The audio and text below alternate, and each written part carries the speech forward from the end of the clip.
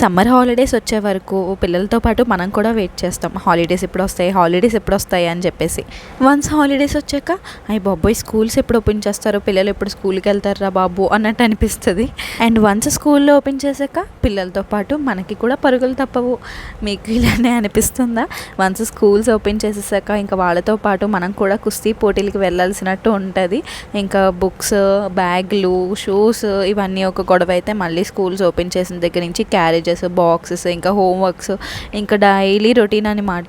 ఇంక నుంచి పిల్లలతో పాటు మనం కూడా పరిగెట్టాల్సి ఉంటుంది. ఇంకా రోజు కూడా క్యారేజెస్ ఏంటి, బాక్సెస్ ఏంటి, స్నాక్స్ ఏంటి ఇవన్నీ కూడా చూసుకుంటూ ఉండాలి.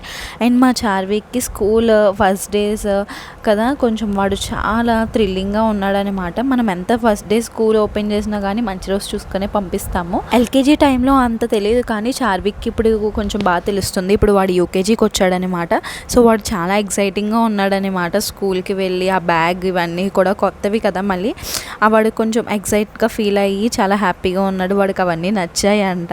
మళ్ళీ స్కూల్లో కూడా ఇంకా పెయింట్స్ అవి మారుస్తారు కదా, అమ్మ ఇలా చేశారు అని చెప్పేసి ఇంటికి వచ్చి బాగా షేర్ చేసుకుంటున్నాడు. అండ్ చార్విక్కి స్కూల్కి వెళ్ళాడంటే మా పార్థివ్కి హాలిడేస్ వచ్చినట్టు అనమాట. సమ్మర్ హాలిడేస్ అంతా కూడా పాపం వాడు సరిగ్గా పడుకోలేకపోయాడు అన్నయ్య అల్లరి వల్ల.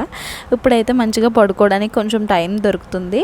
అండ్ మా చార్విక్ అయితే ఇంకా స్కూల్కి వెళ్ళేటప్పుడు అస్సలు ఏడవడండి. ఎప్పుడు కూడా హ్యాపీగా వెళ్తాడు, హ్యాపీగా వస్తాడు. అండ్ ఈవినింగ్ వచ్చాక మళ్ళీ హోంవర్క్స్ చేయించడాలు ఇవి. కానీ ఈ గ్యాప్ అంతా కూడా మళ్ళీ మా చిన్నోడితో టైం స్పెండ్ చేయడం, మళ్ళీ చార్విక్కి క్యారేజ్ పెట్టడం, డ్రాపింగ్స్ ఇవన్నీ కూడా ఇవే సరిపోతాయి. అండ్ వన్స్ ఇంటికి వచ్చేసాక వాళ్ళ హోంవర్క్స్, ఇంకా వాళ్ళ స్నాక్స్ ఇవి సరిపోతాయి అన్నమాట.